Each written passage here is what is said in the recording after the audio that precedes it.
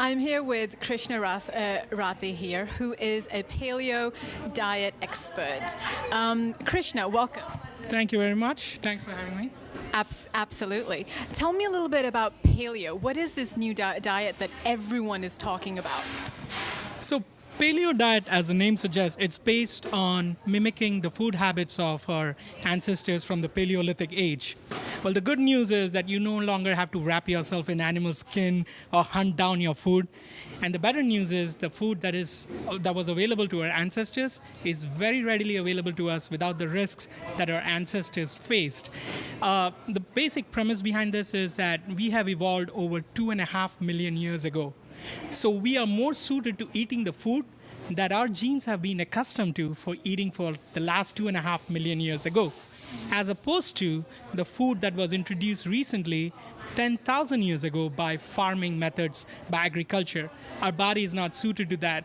And yet, today, the government and lots of agencies focus more on grains, while we should be focusing more on what our ancestors actually ate and kept them healthy. So that's the basic premise behind paleo diet, and that's why it consists of pasture-raised meat, fruits, vegetables, and nuts and seeds.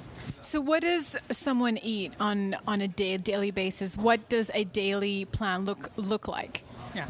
So the daily plan looks like I'll just give you a daily sample plan. You can have eggs in in the morning. You can have eggs done fried with butter and with some bacon.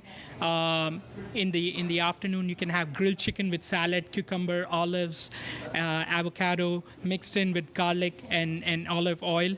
In the evening, you can have delicious slices of grass-fed beef along with some sauteed spinach or curried cauliflower vegetables, or any even good Indian vegetables prepared with less oil. So that would be a typical plan. So given that some of our viewers are vegetarian or vegan, how does one pursue paleo? Yeah, so this is very interesting for a lot of people who are trying to pursue a vegan lifestyle.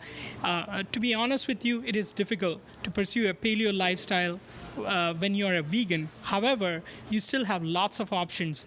Your diet can be primarily focused on fruits, vegetables, nuts, and seeds. You can get a lot of your nutrients from there. However, if a person is open-minded and the only reason they converted to veganism because of their health reasons, I would strongly encourage them to consider the paleo diet in its entirety, because it will do them a lot more well-being than whatever the current diet structure is. So let's just back up. What are the benefits of this paleo diet? The biggest benefit of paleo diet is that it sort of gives you that protective shield around you from all the modern civilization diseases, or as the doctors call it, the diseases of affluence. And by that we mean arthritis, type 2 diabetes, cancer, heart attack, different kinds of vascular diseases. It kind of makes you protect. It creates a protective shield around you. Not only that, I mean, to give you two examples, I myself was diagnosed 1.5 years ago as pre-diabetic by my doctor. I had a body fat of over 30%. In 1.5 years, following my own version of paleo diet, my body fat has reduced to less than 12%. And when I went for my test, the doctor said, "This is a miracle. You not only have no sign of diabetes, you're completely free from even pre-diabetes. You have absolutely no sign." So hold on, you went from a 20% body fat to 12% in less than a year and a half? Yeah. Wow. Yeah. And then no signs of diabetes, even pre-diabetes. Right. That's very impressive. So what is your version of the paleo diet? My own version is very similar to paleo diet. It's just that I try to avoid having too many fruits or pretty much eliminate fruits from my diet, except that I have a cheat day. Every 7th day, I eat fruits and sweets and other things. But other than that, I try to follow very strictly the other parts of paleo diet. The idea is that at the end of the day, you also need to listen to your body. And so you should take parts that are suitable to you. And most of paleo is very good, but you can choose to eliminate certain things that are not suitable to your body, and that's perfectly fine.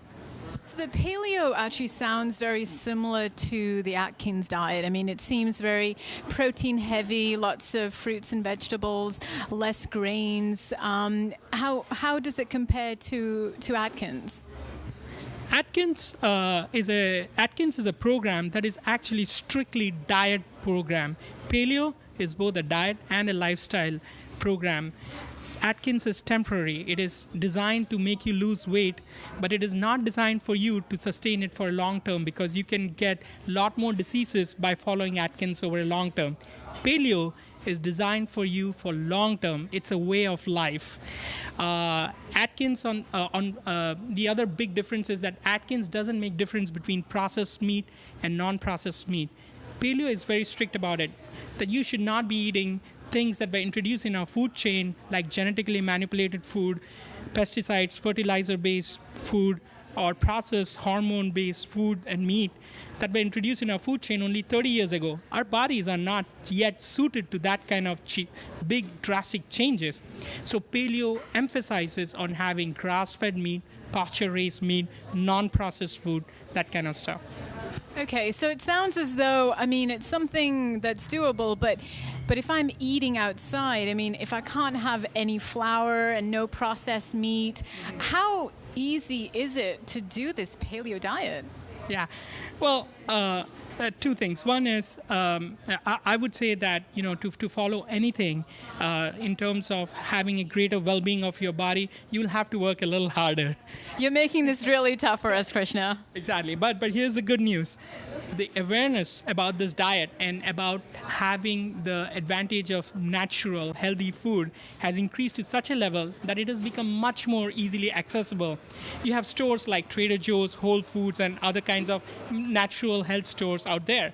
You have lots of restaurants that now advertise that they are only serving non-processed meat, organic meat, and those kind of things. So it's much easier to follow. And I would say, if nothing else, always carry a small bag of almonds, walnuts with you. Whenever you get hungry, munch on them. That's the healthiest snack you can have while you try to find a better food or a better restaurant where, you can have a better, more healthier lunch or dinner. Thank you, Krishna. I really appreciate the tip, and thank you for your time. Thank you very much. You're welcome. Thanks for the opportunity. Well, it's time to sign off now. Hope you enjoyed this show as much as we did, bringing it to you, talking to all the wonderful people in the world and here in the Bay Area. We'll see you again next week, same time, same place, with yet another exciting episode of Women Now. Don't forget to join us then. See you. Take care.